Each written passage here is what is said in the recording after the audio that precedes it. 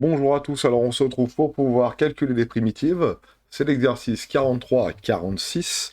Donc on va faire ça plutôt méthodiquement et je vous rappelle que calculer une primitive, c'est trouver la fonction qui, lorsqu'on la dérive, donne la fonction qu'on nous a donnée. Ça veut dire que je veux chercher une fonction qui, dans le 43 par exemple, lorsque je la dérive, me donne 4x au carré moins 2x plus 1. Attention, je prends une fonction, je la dérive et je dois tomber sur 4x au carré moins 2x plus 1. C'est pas je prends une fonction et je la dérive simplement. Non, non. Donc trouver une primitive, ici dans ce cas-là, c'est trouver une primitive de petit f. Et une primitive de petit f, qu'est-ce que c'est? On l'appelle grand F. La primitive s'appelle grand F. Alors 4x2 moins 2x plus 1. Alors petit f, je vais l'écrire en faisant apparaître les coefficients. 4 fois x2 moins 2 fois x plus 1. Je peux même écrire 1 fois 1. On va laisser ça comme ça. Bon, alors, il faut que je trouve dans un premier temps, commencer par la fin, tiens, ça sera plus facile.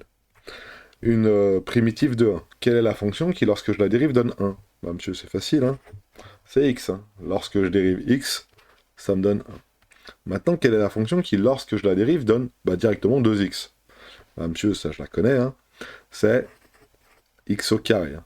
On aurait pu dire quelle est la fonction qui, lorsque je la dérive, donne x. Bah, j'aurais dit c'est x2 sur 2. Et puis lorsque je vais le multiplier par 2 ici, hein, 2 fois 2, ça va simplifier. Donc, directement, on sait que la dérivée de x2, c'est 2x. Donc là, ça marche. Attends, c'est là où c'est un peu plus dur. Quelle est la dérivée? Quelle est la fonction qui, lorsque je la dérive, donne x2? Alors, on pourrait croire que c'est x3. En effet, si je prends x3 et que je dérive, ça va me faire 3x2. Sauf que moi, c'est pas 3x2 que je veux, c'est 4x2. Donc regardez ce qu'on va faire. On va diviser par 3 ici. Voilà. Donc si je divise par 3 ici, je me retrouve avec x3 sur 3, ici. Donc, lorsque je vais dériver x3 sur 3, ça va me donner x2. On est bon, je vais laisser mon petit tableau sur la droite. Hein. Voilà, hein. Et puis c'est normal, hein. La dérivée de x3 c'est quoi? C'est 3x2, donc la dérivée de, de x3 sur 3, c'est 3x2 divisé par 3, ça fait x2 tout court. Et je vais y multiplier par 4. 4x2, donc 4 tiers de x3. Et en effet, si je dérive 4 tiers de x3, ça va faire 4 fois 3, 12, 12 divisé par 3, 4, donc ça va me faire donc 4x2. Voilà. Donc ici, là, la dérivée de tout ça, c'est 4 fois x3 sur 3. Voilà. Bon, bien sûr, il faut écrire ça correctement. Grand f de x, qu'est-ce que c'est? C'est 4 tiers de x3 moins x2 plus x. Voilà. Puis on pourrait même rajouter plus constante, parce que pour rajouter n'importe quoi derrière, ce sera aussi une primitive de f de x. Pour le 44, même principe. Alors attendez, on va les encadrer. Bon, elles sont jolies, donc on va essayer quand même de les encadrer un petit peu. Voilà. Je fais exprès, hein. Le C, hein, c'est optionnel. Hein. Voilà. Et la fonction qui était à primitiver, pas à dériver, mais à primitiver, hein, ça veut dire trouver sa primitive, trouver une fonction qui, lorsqu'on la dérive, donne celle-ci. C'était celle d'en haut, c'était petit f de x. Donc petit f de x, de la même manière, hein, va être égal à 7x3 moins 5x2 plus 3. Alors même principe, hein, on va partir on va commencer par la fin. Pourquoi? Parce que ça a l'air d'être un peu plus simple par la fin. Et après, on va essayer de remonter pour voir ce que ça donne. Quelle est la primitive de 3? 3x, monsieur, parce que lorsque je dérive 3x, ça fait 3. Très bien. Quelle est la primitive de x2? On vient de le voir. Hein. La primitive de x2, c'est x3 sur 3. Voilà. Et quelle est la primitive de x3? Donc il va nous falloir ici un x3. Ça serait plutôt un truc en x4. Sauf que la dérivée de x4, c'est 4x3.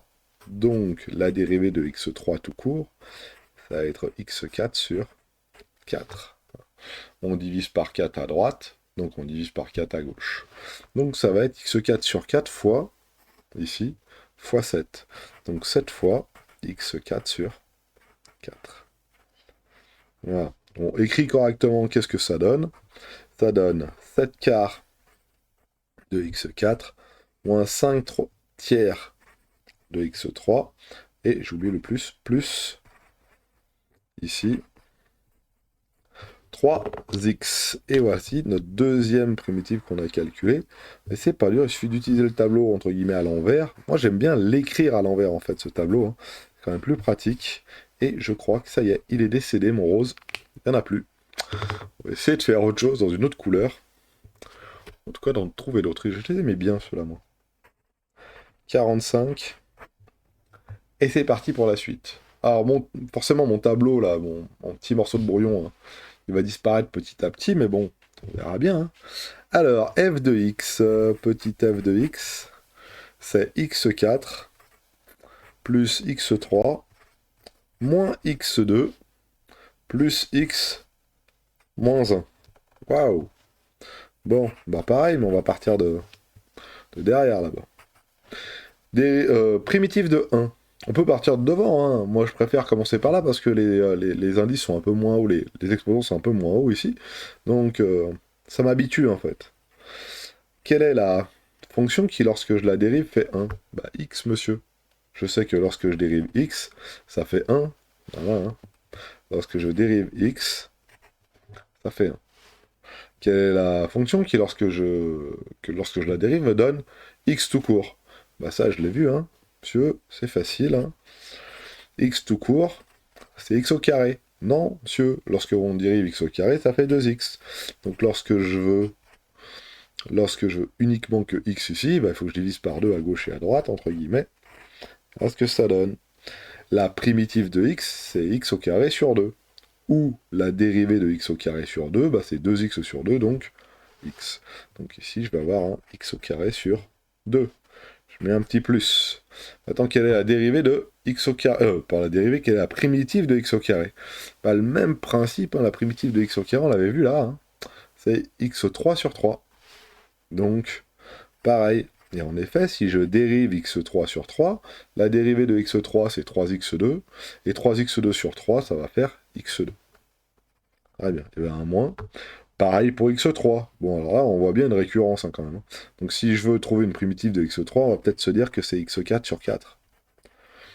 Et en effet, hein, c'est écrit ici, hein, quelle est la primitive de x3? Bah x4 sur 4. Lorsque je dérive x4 sur 4, je tombe sur x3, vérification, dérivée de x4, 4x3, 4x3 sur 4, ça fait bien x3. Et pareil pour x4, vous vous doutez bien que ça va faire donc x5 sur 5.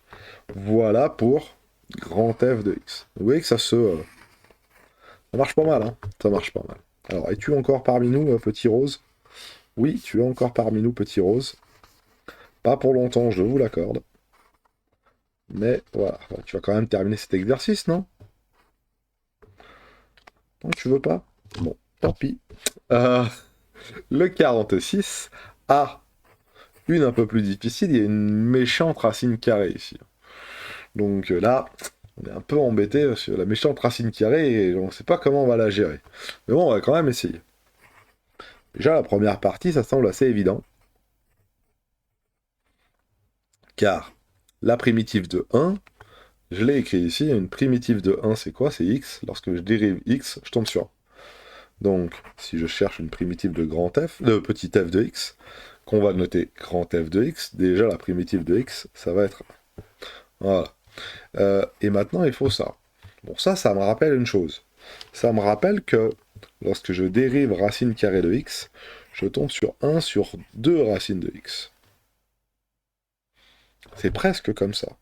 Seul problème, c'est le 2 qu'il y a ici. Donc j'ai qu'à multiplier par 2 à gauche et à droite. Si je multiplie par 2 à gauche et à droite, je vais avoir ça. On est d'accord. Et là, les deux vont s'en aller. Il va me rester 1 en haut et plus rien en bas. Ok, 1 sur racine de x. Donc ça, on va l'enlever. Voilà.